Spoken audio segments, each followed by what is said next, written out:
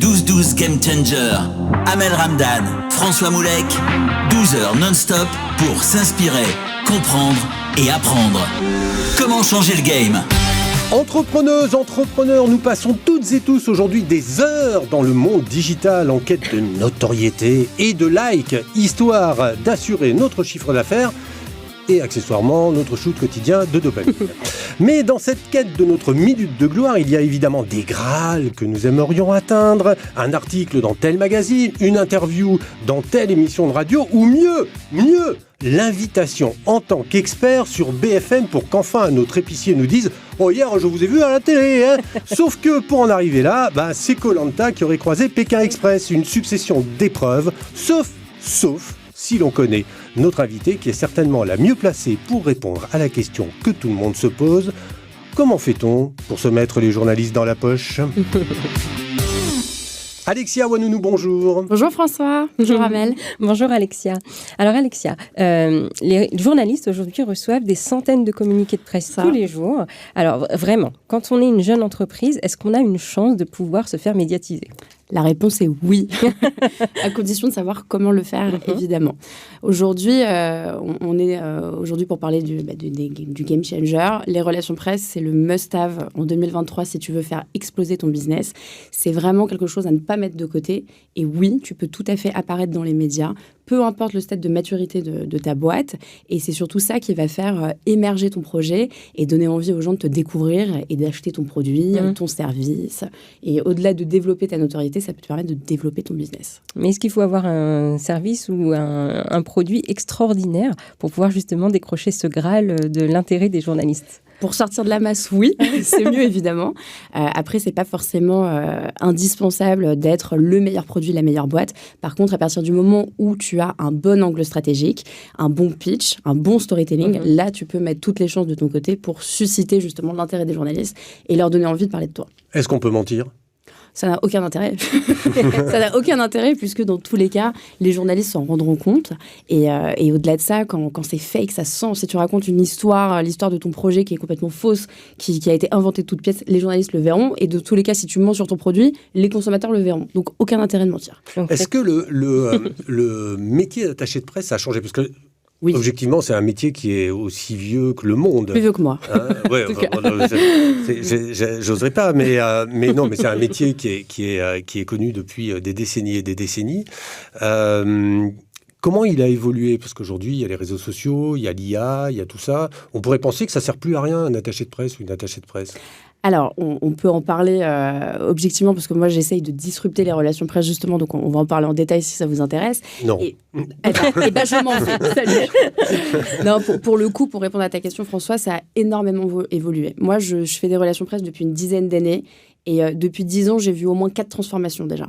Et ça ne va pas s'arrêter justement avec l'IA, comme tu le dis, mais pas que. C'est qu'aujourd'hui, il y a une transformation du monde des médias, que les journalistes sont d'autant plus sollicités, qu'il y a aussi un petit peu une guerre avec les régies publicitaires, et il faut se faire sa place. Et justement, comme tu le disais, Amel, pour réussir à catcher l'attention des journalistes, il faut avoir une stratégie qui soit très bien pensée. Tu ne peux pas aujourd'hui, en 2023, te dire « Ok, je lance des relations presse sans savoir comment le faire ». Mais c'était déjà le cas avant.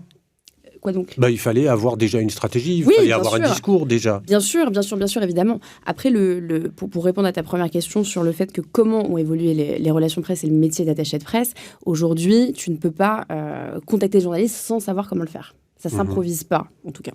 D'accord. Donc, on ne va plus déjeuner avec eux. Ah si, toujours. Sauf que depuis 2020, avec le télétravail, il y a de moins en moins de journalistes qui se déplacent. Ça, c'est sûr et certain. C'est sûr que le Covid a fait évoluer énormément le monde des médias. Moi, avant, je faisais 5 déj par semaine. Moi, à la base, je viens du spectacle vivant. Avant de faire de l'entrepreneuriat, j'ai accompagné beaucoup d'humoristes, beaucoup d'artistes. Et c'est vrai que j'avais pas un déjeuner ou une soirée dispo, quoi. Parce qu'évidemment, on déjeunait, on sortait, on faisait énormément de choses. C'est sûr que maintenant, quand tu as un produit business et que tu es un entrepreneur et que tu veux aller solliciter des journalistes pour ça, les moyens se font d'une autre manière. Donc, évidemment, tu as les réseaux sociaux, évidemment, tu as la pub, le référencement, mais tout ça coûte beaucoup d'argent. Soit tu dois évidemment mettre des budgets pubs qui sont énormes ou alors passer par des professionnels qui vont le faire pour toi, tandis qu'obtenir de la visibilité médiatique, apparaître dans les médias, contrairement à ce qu'on peut penser et à ce qu'on veut bien nous faire croire, ce n'est pas censé coûter des milliers d'euros. Mais les artistes, tout ce monde-là, eux, ils ont des agents, etc., qui s'occupent de ça. Oui, les entrepreneurs, eux, c'est pas le cas du tout. Généralement, ils savent même pas par où commencer, qui aller voir. Toi. Je suis là pour ça.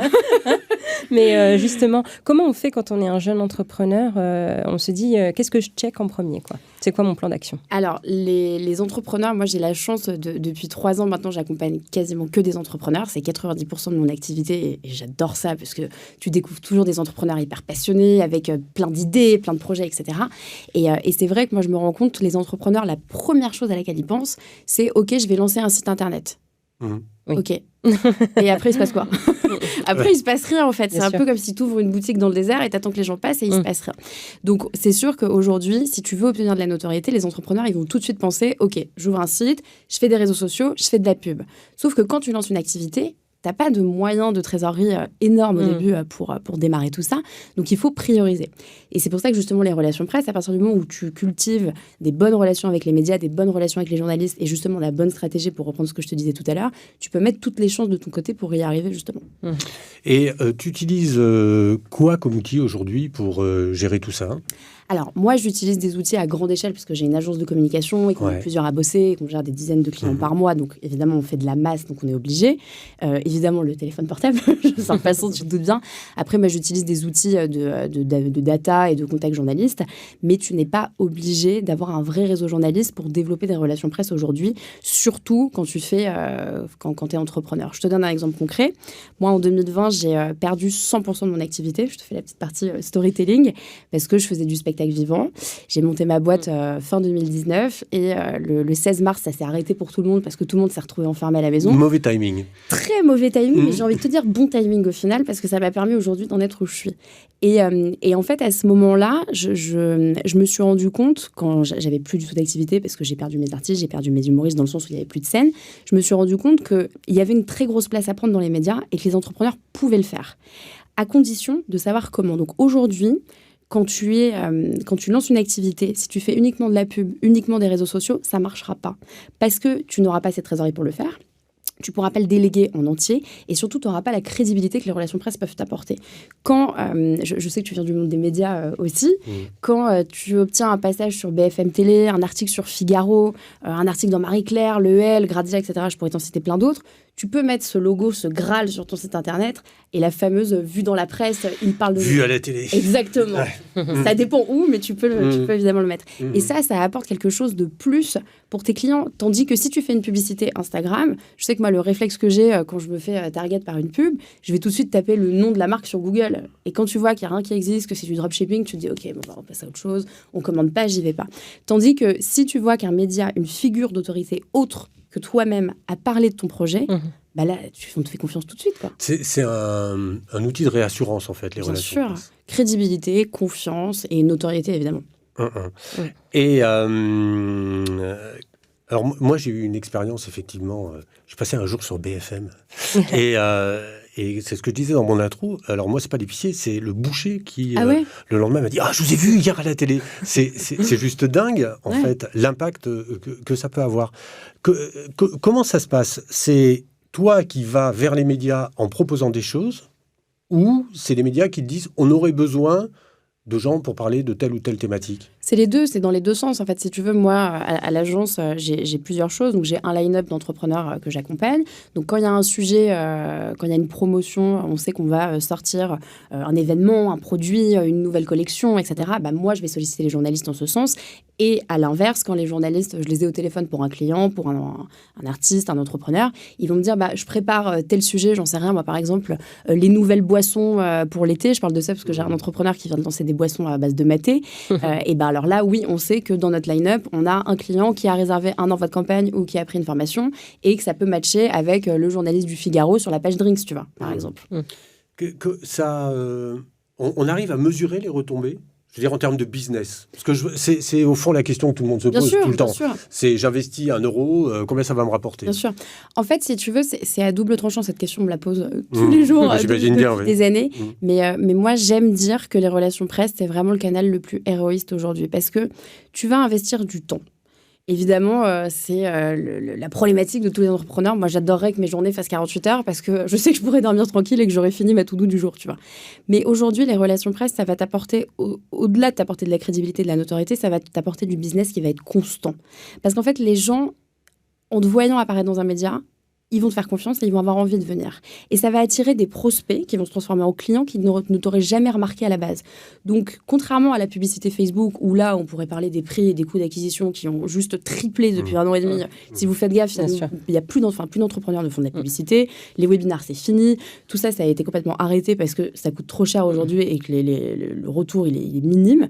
Donc, oui, tu vas investir du temps, une stratégie et des outils en relation presse qui vont te permettre de te rapporter du business. Versus, si tu fais de la publicité et tu sais que tu investis 1 000 euros, essayez. Aujourd'hui, ça ne va pas vous rapporter grand-chose. Sur Facebook, si tu ne mets pas des 15 000 euros mensuels maintenant, il ne se passe plus grand-chose. Donc moi, j'aime dire que les relations presse, ça reste le canal le plus héroïste aujourd'hui. Et donc, quand on commence, qu'on n'est pas encore connu, c'est quoi la stratégie? On commence par la presse locale, la presse nationale, ou bien on se dit on peut tout faire en même temps et advienne que pourra? Très bonne question. Alors non, tu ne peux pas tout faire en même temps parce que ça ne sert à rien et qu'il faut que ce soit progressif. Il faut d'abord commencer près de chez soi. Tu prends un entrepreneur, je vais te donner des exemples concrets, un entrepreneur à Marseille qui crée des fours à pizza, et ben il va pas contacter le Parisien. Ça n'a pas d'intérêt, en fait, parce que la Provence, ils vont aimer mettre en lumière des forces vives locales, des entrepreneurs de la région. Et quand il aura eu la Provence, France 3 régions, eh ben, on va aller chercher du natio. Il faut faire les choses progressivement. Moi, j'ai bossé des années en rédac télé. Je bossais pour une émission de Canal+ avec Mouloud Achour. On recevait tous les matins la presse. Et on préparait les quotidiennes en fonction aussi de ce qu'il y avait, avec de l'actu. C'est comme ça qu'on alimentait le site, etc. Donc, tu es obligé, en fait, de passer déjà par de la presse aussi pour obtenir de la télé. Après, c'est pas impossible d'obtenir une radio ou un plateau télé. Ça m'est déjà arrivé avec des entrepreneurs d'avoir un JT d'M6, tu vois, ou un JT de TF1 sans avoir eu de la PQR avant. Ça arrive, mais c'est mieux de faire les choses progressivement. Qu'est-ce qu'il y a comme différence entre le fait de s'occuper d'un artiste et le fait de s'occuper d'un entrepreneur? Plein de choses. Déjà, c'est pas les mêmes enjeux. Moi, j'ai bossé avec des artistes très médiatisés, comme par exemple Kamel Wally. J'ai bossé avec Iris Mittenard, Malika Ménard, des Miss France, Chantal Latsou, des gens qui sont très... T'as le numéro de Miss France? Ouais, j'en ai plusieurs. On parlera après. Non, mais c'est sûr que quand tu bosses avec des artistes comme ça, tu te fais arrêter tous les 3 mètres déjà pour commencer quand tu sors de chez RTL ou ailleurs. Et c'est pas les mêmes problématiques. Sur des artistes, on va vraiment gérer de l'image, du personal branding à proprement parler, parce qu'il faut gérer les couves, il faut gérer les fake news. C'est des choses qui sont très différentes de l'entrepreneuriat. Les problématiques quand tu es entrepreneur, c'est de durer et d'obtenir des papiers suffisamment importants, intéressants, justement à propos de ton projet, qui mettent en avant ton angle stratégique, ta différence par rapport à tes concurrents, pour exister sur la durée et aller chercher justement plus de visibilité que tes concurrents et plus de crédibilité qu'eux. Donc c'est ficelé différemment. Bon, t'as remarqué qu'on posait des questions hyper intelligentes. Ouais, j'ai vu ça. Mais celles et ceux qui nous regardent posent des questions souvent beaucoup plus intelligentes que les nôtres. Et c'est maintenant. Le 12-12 Game Changer, vos questions. Donc, première question des auditeurs, Alexia. Comment bien briefer son attaché de presse? Ah, intéressant. Il faut nous donner toutes les informations. Il faut faire aucune rétention d'informations. Moi, je sais que je travaille comme une éponge. C'est-à-dire que j'ai besoin de me nourrir au maximum du projet, même des détails qui peuvent paraître complètement insignifiants pour les entrepreneurs. J'ai besoin de tout savoir parce que tout est important. Et après, nous, on va aller piocher justement ce qu'on peut réexpliquer aux journalistes et on a justement cette maîtrise de savoir ce qui va les intéresser et comment on va pouvoir les catcher. Donc, comment bien briefer son attaché de presse ? Nous donner toutes les informations, nous expliquer le storytelling, ça c'est quelque chose de très important parce que la création d'un projet, c'est ça aussi qui va faire en sorte que le journaliste va s'y intéresser parce qu'on se retrouve forcément dans les autres à un moment donné et il y a un truc qui se passe. Donc pour nous briefer correctement, il faut tout nous raconter. Est-ce qu'il t'est déjà arrivé d'avoir un entrepreneur en face de toi qui t'expliquait son projet et ça le faisait pas? Ça le faisait pas parce que je comprenais pas ce qu'il me racontait ou ça le faisait par exemple? Oui, mais tu sais, il y a une vraie différence entre ce qu'on connaît de notre projet, ce qu'on a créé, comment on le voit, et comment on le raconte. Et moi, tu vois, dans cette dynamique-là, moi, c'est l'émission qui me fascine, vraiment, j'adore, c'est Qui veut être mon associé. Parce que tu vois, la puissance des pitchs, et d'autres, ça fait un flop complet. Mais parce qu'ils ne se sont pas préparés, parce qu'ils n'ont pas été accompagnés, parce qu'ils ne savent pas, parce que ce n'est pas leur métier, etc. Et tu te rends compte qu'en fait, la manière dont tu pitches ton projet, ça change tout. Et que ce soit pour un investisseur, et aussi pour un journaliste, en fait. C'est la même chose. Donc oui, ça m'est déjà arrivé de ne pas comprendre un projet, mais parce que ce n'était pas clair pour l'entrepreneur, tu vois. Et souvent, ça se produit quand il y a une sorte d'essoufflement. Tu vois, quand tu as beaucoup galéré, ça fait des années que tu y es, ça fait des années que ça ne marche pas, tu te sens seul, tu souffres, parce que l'entrepreneuriat, c'est un truc qui est, faut le dire, il faut être un peu fou, tu vois, clairement. Il faut avoir une certaine folie et il faut être aussi très résilient et très patient. Et à un moment donné, moi, je sais que les entrepreneurs... Quand j'ai eu un pitch que j'ai pas compris, souvent c'était ça. Alors, une autre question, alors là, qui est basico-basique. Combien ça coûte une campagne presse, surtout quand on démarre ? Alors écoute, combien ça coûte ? Moi, j'essaye de démocratiser et de rendre accessible à tous les relations presse, à mon niveau, de manière très humble. Tu as plusieurs possibilités. Soit tu décides de le faire tout seul, sans te faire accompagner, absolument pas. Et ça se passe pas toujours très bien parce que c'est un métier que tu peux pas improviser et le monde des médias, c'est quand même assez large, tu vois, et tu peux pas débarquer. C'est chronophage en plus, je suppose, c'est très chronophage. C'est très chronophage. Après, c'est chronophage quand tu le fais toute la journée pour plein de clients. Donc, il faut aussi choisir des gens qui t'excitent un petit peu, tu vois, et des projets qui te plaisent. Mais quand tu fais tes propres relations presse, c'est ton bébé, c'est ton projet, t'as pas la même niaque aussi. Donc, combien ça coûte une campagne relation presse ? Chez moi, en tout cas. Si tu décides de le faire tout seul avec une formation en ligne, donc en l'occurrence, la formation Relation Presse Pro que j'ai lancée en 2020, ça coûte 399 €. Et si tu veux nous déléguer complètement ta campagne de relation presse, c'est 499. Et on s'occupe de tout. Et après, il y a évidemment des accompagnements plus poussés. Pour l'année ? Non, pour une promo. Et après, après pour l'année, évidemment, on n'est pas sur les mêmes tarifs, c'est pas le même accompagnement. Mais l'idée, en fait, moi, c'est vraiment ça dont j'ai eu envie, en fait, en 2020. Je me suis rendu compte qu'il y avait énormément de projets qui méritaient beaucoup de lumière, qui ne savaient pas comment faire et surtout qui étaient un peu harcelées par les régies publicitaires. Heureusement qu'elles existent parce que ça nous permet de consommer du média, de faire vivre, etc. Mais c'est sûr que quand tu es un entrepreneur, tu ne peux pas forcément te permettre au démarrage d'une activité, soit de passer par une agence presse qui va te coûter 2 000 € par mois, ou alors d'acheter un article dans un magazine qui coûte 2 500 € la demi-page, tu vois. C'est ce que j'allais dire, parce qu'il y a quand même beaucoup de magazines qui, aujourd'hui, te proposent, au fond, d'acheter une parution, à des tarifs souvent, d'ailleurs, assez... exorbitants. C'est exorbitant. Je ne sais pas si c'est exorbitant, mais c'est pas donné, en tout cas. Comment on fait pour contourner ça ? Alors, déjà, il faut, avant de contourner ça, il faut comprendre qu'il y a vraiment une différence entre régie publicitaire et relations presse. Moi, j'ai la chance d'échanger avec beaucoup d'entrepreneurs chaque semaine qui me disent « mais j'ai pas d'argent pour apparaître dans Gala ». Et en fait, c'est pas ce qu'on te demande. Le but, c'est vraiment de faire la différence entre un journaliste qui va vraiment être intéressé par ton projet et qui va avoir envie de te mettre en lumière parce que tu réponds à son calendrier éditorial, et de l'autre côté, une régie publicitaire qui, en fait, sont des commerciaux qui cherchent des annonceurs pour remplir des quotas mensuels. Ouais, mais ça se percute quand même un peu à un moment donné, non ? Bien sûr que ça se percute, mais c'est pas indissociable. Tu vois, tu peux très bien... si tu prends une marque connue, genre L'Oréal, qui achète je ne sais pas combien de pages de pub à l'année dans le L, évidemment, ils ont des articles dans le L, parce qu'ils sont annonceurs, donc il y a une rétribution. Mais aujourd'hui, moi, tous les entrepreneurs que j'accompagne, on ne fait pas d'achat. Tu vois, on ne fait pas d'achat. Tu ne payes jamais une parution ? Si, ça m'est arrivé 2-3 fois, mais sur des très grosses sociétés, pas sur des entrepreneurs qui démarrent. Moi, j'accompagne vraiment des entrepreneurs qui ont lancé une activité il y a 3-6 mois, 1 an, et qui n'ont pas de budget marketing, qui ne font pas de publicité, et qui vont juste aller chercher de l'organique avec des relations presse classiques, quoi. Ok. J'ai pas lu le fil de la première question, mais... Non, tout va bien. Très bien répondu. Tout va bien, alors, une autre question, Alexia. On dit presse, mais quels sont tous les canaux ? Alors, oui, on dit relation presse. Comme tu l'as dit, ça existe depuis la nuit des temps et j'aurais jamais la prétention de changer le terme de relation. On disait relations publiques avant. Les RP, c'était les relations publiques. Oui, relations publiques. Et c'était le travail des impresarios. Donc, les relations presse, ça englobe tous les supports médiatiques. En fait, tu vas avoir aussi bien les podcasts, les émissions de télé, les émissions de radio, la presse digitale, donc toutes les versions web des magazines papier, etc. Et les émissions de télé, je l'ai dit. Tous les canaux médias. Qu'est-ce qui performe le plus dans tout ce que tu viens de citer ? Pour moi, il n'y a pas mieux que la presse papier et la presse web. La PQR, en fait, dans la presse. Pas la presse nationale, vraiment Alors, la PQR. PQR, c'est la presse quotidienne régionale. Exactement. Ouais. C'est fou. Il y a une puissance sur la presse quotidienne régionale. Moi, je le vois, j'ai beaucoup d'entrepreneurs qui sont dans plein de belles régions françaises. Les chiffres de Ouest France, c'est hallucinant. Ouais. Franchement, tu es un entrepreneur à Nantes, tu passes dans Ouest France, mais c'est canon, quoi. La Provence aussi. Énormément. Alors que c'est des médias qui sont plutôt... on va faire de peine à personne, mais c'est quand même des médias qui sont plutôt en déclin. Oui. Mais qui restent quand même des bras de levier énormes. Qui sont lus par les habitants de la région, en fait, tout simplement. Ouais. Quelle tranche d'âge ? Ça, je pourrais pas, j'ai pas les chiffres exacts en tête, tu vois, mais je sais que par exemple, si je prends la PQR de chez nous, tu vois, le Parisien, moi je lis le Parisien depuis, je sais pas, j'ai 14-15 ans, tu vois. J'ai toujours lu le Parisien, moi. Tu lisais le Parisien à 14 ans ? Ouais, j'ai toujours lu le Parisien.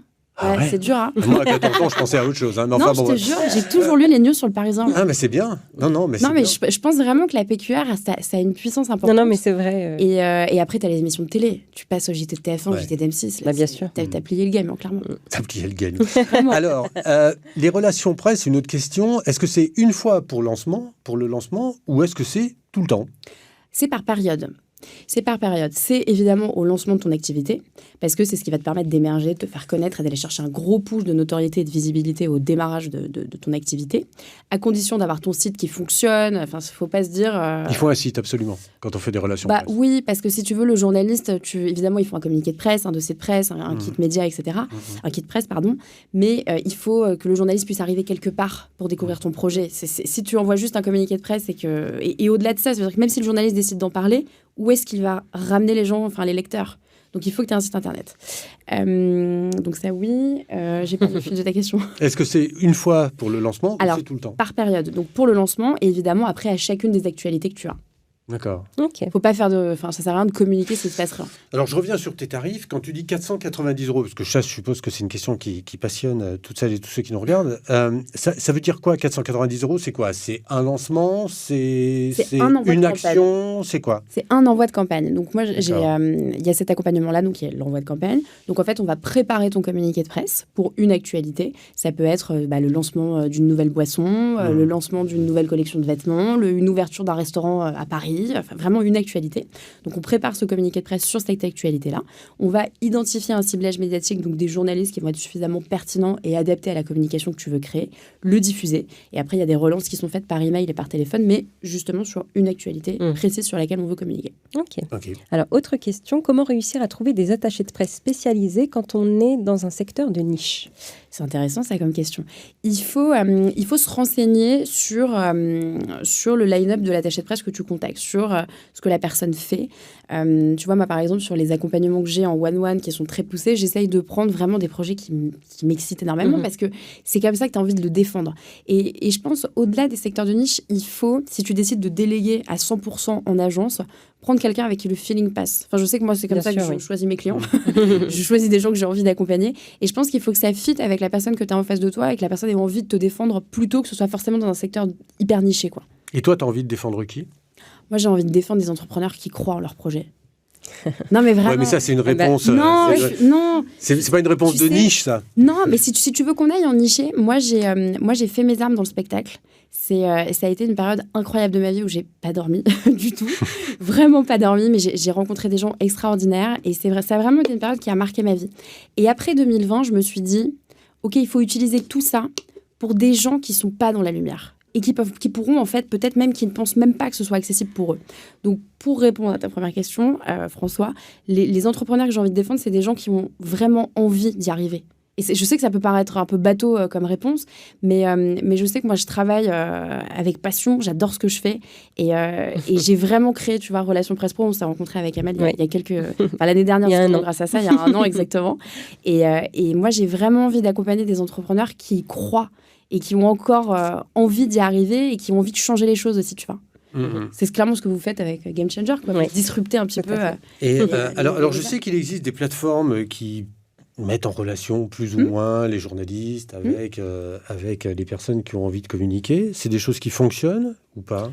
Oui, c'est des choses qui fonctionnent, bien sûr. Il y a de la place pour tout le monde, et encore heureux, c'est des choses qui fonctionnent. Après, c'est des choses qui sont faites aussi en envoi de masse, tu vois. C'est pas de l'individuel. Donc, ça spamme. Ça dépend comment c'est fait. Ça dépend. Là, on sent qu'il y a quand même un petit... Non, ça coince un peu, non? Non, mais évidemment, tu as plein d'outils, de plateformes que tu peux acheter, que tu peux solliciter, etc. Après, c'est des gros budgets, quoi. Et tu prends des outils comme Cision, c'est un abonnement à plus de 2 000 € l'année, quoi. Ah oui. Ouais. Mais en même temps, 2 000 € divisé par 12, ça fait quoi 100, Oui. Je sais pas, 160. Après, si tu le fais juste pour faire une actualité, une promo périodique, ça fait très cher. Comment tu vois, toi, l'avenir de ton métier? Moi, je pense qu'il y a une vraie transformation qui est en train de se passer. Et je suis en train de prendre le pli justement pour ça. Je pense que les médias existeront toujours parce que c'est traditionnel, etc. Mais je pense qu'on arrive à une ère où l'autorité va se déplacer. L'autorité va se déplacer. L'autorité média va se déplacer. D'accord. Je pense qu'il y a, de toute façon, on le voit avec les podcasts. Avec le marketing d'influence. Exactement. On le voit avec les podcasts depuis 1 an et demi. Il y a beaucoup de podcasts qui émergent. Moi, j'ai beaucoup d'amis journalistes qui se sont reconvertis, qui ont quitté les rédacs et qui lancent leurs propres médias aussi. Je pense que ça va continuer dans cette mouvance-là. Et en tout cas, moi, c'est des personnes avec qui j'ai envie de bosser pour les entrepreneurs que j'accompagne, tu vois. Il y a quand même un truc, c'est qu'un 20h de TF1, ça fait, je sais pas, combien de millions? 3 millions, 4 millions, de personnes. Un podcast, quand ça fait 2000, 3000, c'est bien. Après, tout le monde ne regarde pas le JTTF1, tu vois.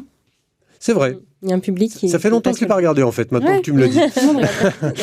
Alexia, on a été vraiment super contents de te recevoir. On sait que c'est que pas très cher, en fait. Non, c'est vrai, c'est hyper accessible. Puis alors, comme on se connaît, maintenant, tu nous feras peut-être un prix. Peut-être, ouais. Puisque tu adores les gens qui font du game changing. Normalement, ça devrait... On en parlera. Voilà, on va en parler. En tout cas, merci d'être venu. Merci pour tous ces bons conseils. Beaucoup, Alexia. À très bientôt. À bientôt. Le 12-12 Game Changer.